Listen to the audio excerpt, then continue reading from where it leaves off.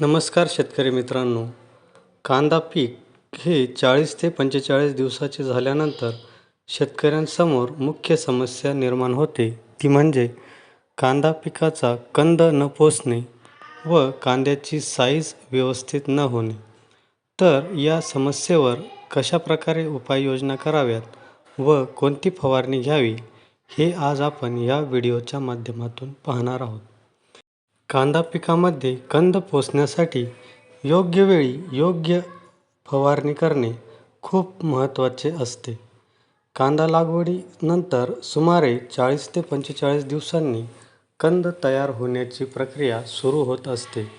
या अवस्थेत योग्य अन्नद्रव्याचा पुरवठा झाला तर कंदाचा आकार तसेच वजन आणि गुणवत्ता चांगली मिळते.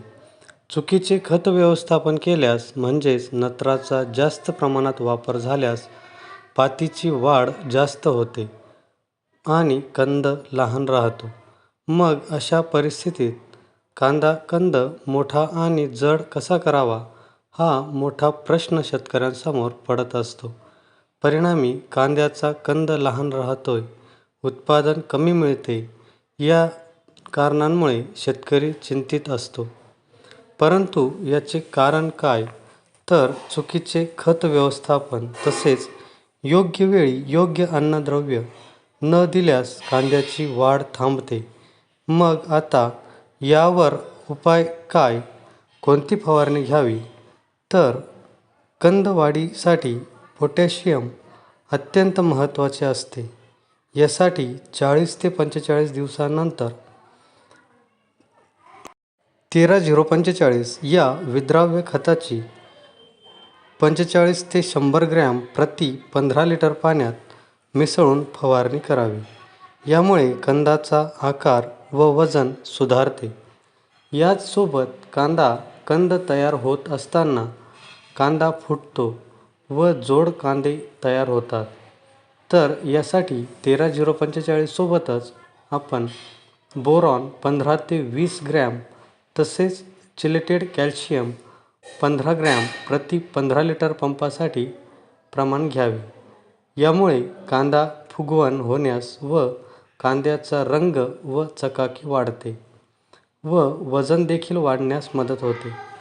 यासोबत जर सीव्हीड अर्काचा 30 मिली प्रतिपंप पाण्यात मिसळून फवारणी केली असता कंदाची वाढ जलद गतीने होते व पिकाची ताण सहन करण्याची क्षमता देखील वाढते.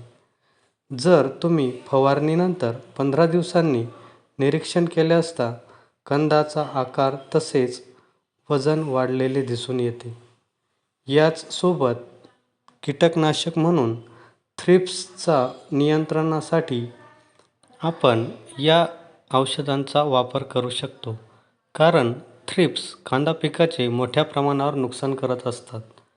यांची लक्षणे म्हणजे पानांवर चांदीसारखे डाग दिसणे आणि पात वेडीवाकडी होणे असे निरीक्षण केल्यावर आपल्याला दिसून येते. तर याच्या नियंत्रणासाठी आपण स्पिनोसॅड 45% SC फॉर्म्युलेशनमध्ये 5 मिली प्रतिपंप किंवा फिप्रोनिल 5% SC फॉर्म्युलेशनमध्ये 15 मिली प्रति 15 लिटर पाण्यासाठी आपण या औषधांचा वापर करू शकतो. तसेच बुरशीजन्य रोगाच्या नियंत्रणासाठी आपण बुरशीनाशक म्हणून ॲझॉक्सिस्ट्रोबिन 23% SC फॉर्म्युलेशनमध्ये 10 मिली प्रति 15 लिटर पंपासाठी प्रमाण घेऊ शकतो. अशा प्रकारे फवारणी केल्यास आपल्याला चांगला रिझल्ट मिळतो व कांद्याचा आकार एकसारखा व कांद्याला एक प्रकारची चकाकी येते. धन्यवाद.